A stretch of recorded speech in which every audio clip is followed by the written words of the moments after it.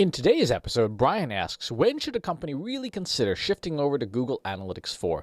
That's a really good question because initially I was saying that, give yourself a lot of time to get used to it and things like that.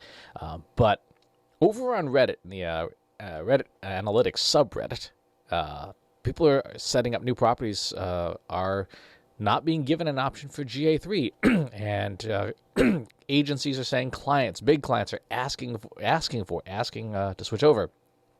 I guess having heard of the presumed benefits of Google Analytics 4. So we're already seeing an adoption push for the technology for Google Analytics 4. And funny enough, when I went over to my Google Analytics account here today, when I went to go here and go to create a property, guess what? It's now Google Analytics 4. So anyone creating new Google Analytics accounts is being shown this and getting set up by default in Google Analytics 4, which, if you've watched other videos in this series, can present a bit of a challenge, right? If you're not familiar with it. Now, Google Analytics 3, aka Universal Analytics, is still available. It's under the advanced options here. So you can also create an older legacy account as well. But clearly, Google has decided that GA4 is what people should be using. There's even an upgrade option here to convert a Universal Analytics account. Do not do this. Do not upgrade your Universal account just yet. Create a new property for GA4 and have them run in parallel for a little while. And here's why. We've talked about this a bunch of times already, but the measurement philosophy in Google Analytics 4 is very different from Google Analytics 3, in the sense that things are measured differently, configuration is done differently, and if you're not proficient in that philosophy, Google Tag Manager, and Google Data Studio, then moving to Google Analytics 4 could be a bit of a learning curve, and by that a bit I mean a greased wall made of marble.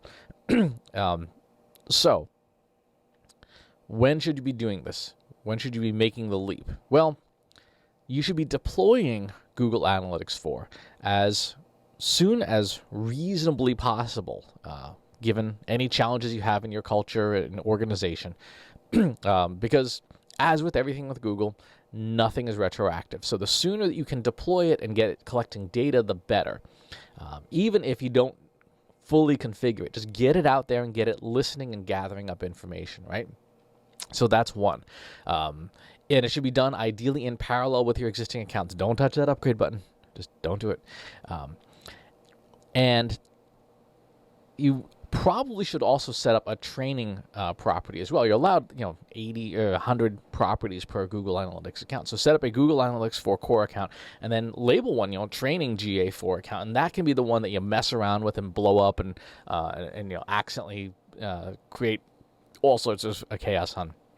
But have those two set up in parallel. That's a good practice to get into, is have a training ground, if, as in this case, you're not resource constrained, so that you have a place for you and your team to be experimenting, and nobody's going to feel bad like, oh, dang, we just nuked all of our company's data by accident. That will necessitate, because it's a property and operates at the property level, that will necessitate duplicate tags in Tag Manager for your training and your live account. So just keep that in mind, that you're going to need those duplicate sets of tags. So that's the deployment side. The bigger question, the one I think you're really getting at, Ryan, is you should begin using Google Analytics 4 as a standard of measurement, as like this is the system of record. Once you can replicate everything in GA4 that mattered to you in GA3, this will take some time because the configuration and the setup requires Tag Manager proficiency, requires Data Studio proficiency, requires organizational change and behavior proficiency, because you are talking about going around and interviewing stakeholders and saying, hey, what did you used to use in GA3 that was really important to you? One of the most important things you can do if you've been using Google Data Studio for a while is embed a Google Analytics tracking tag in there to see just how often are people using it, right? If people remember that it even exists. If you've got a really important dashboard for marketing purposes, I would, I would suggest one of the best practices there is have it be people's homepage tab. Right, when they open a new browser tab, boom, there's their dashboard. Just pops up. That's their starting page, and they remember, oh, it exists. It's certainly better than putting it up like in the lobby of an office and having it be on the big screen TV. Back when we went to offices, having it in someone's browser makes it very apparent that, like, oh, this is the important stuff. So I would say that's when you should start using it as a standard of measurement. Once you are getting the data and you feel confident that everything's set up right, and you've been able to replicate all the custom values and the parameters and everything in GA4 that you used to rely on in GA3, that's when you can say, okay, now from this day forward, we are now a GA4 shop. You should also make sure that people anyone on your analytics team goes through and takes the free course from Google, the next generation of Google Analytics 4 course. It takes about an hour to get through it, and you get a cute little award at the end. But it helps make sure that everybody understands the differences between the systems and understands how they're designed to work. I don't think, personally, the course does a great job of explaining the measurement philosophy. You kind of have to figure that out yourself, but at least it gets you the nuts and bolts of, like, what used to be this is now this. For example, what used to be sessions and users and page users is now all events, up and down. And you'll see some other changes in the measurement philosophy too. For example, channel groupings are completely gone. Google has decided that the medium is effectively the new channel grouping. So part of that standard of measurement about when to switch over and not is when you have really good governance around source medium control, when you're doing tagging and tracking. Because now more than ever, you need to have that be pristine. Because if people are, I've seen ad agencies like do social media as the source and Facebook as the medium. Like, no, that's totally backwards. The medium is the broadest category of UTM tracking code. The source gives detail about the medium. So a consideration for that standard of measurement is everyone on board with governance about tracking codes and tags and syntax and structure?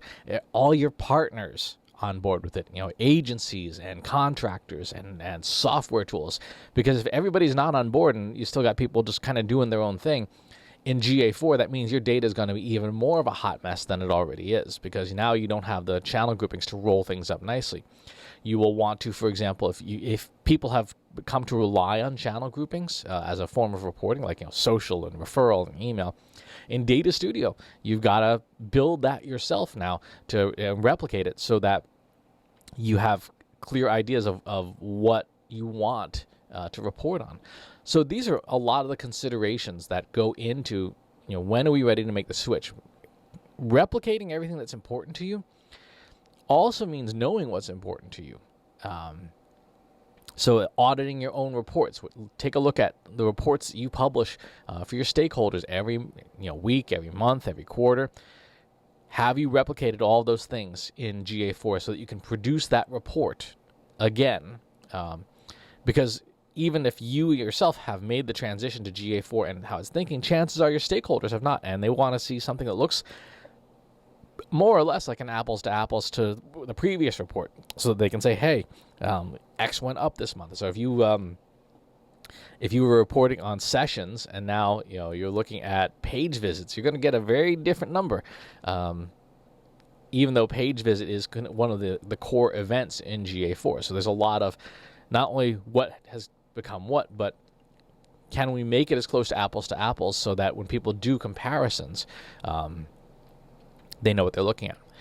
And finally, from a process perspective, making sure that you've got everything documented. As much as it sucks, I don't like it either, but document everything in a GA3 account so that when you're working in GA4, you've got it all clear. So there's a lot to do, but that's when you should switch, when you can do all that stuff. Got follow-up questions? Leave them in the comments box below. Subscribe to the YouTube channel and the newsletter. I'll talk to you soon. Take care. Want help solving your company's data, analytics, and digital marketing problems? Visit trustinsights.ai today and let us know how we can help you.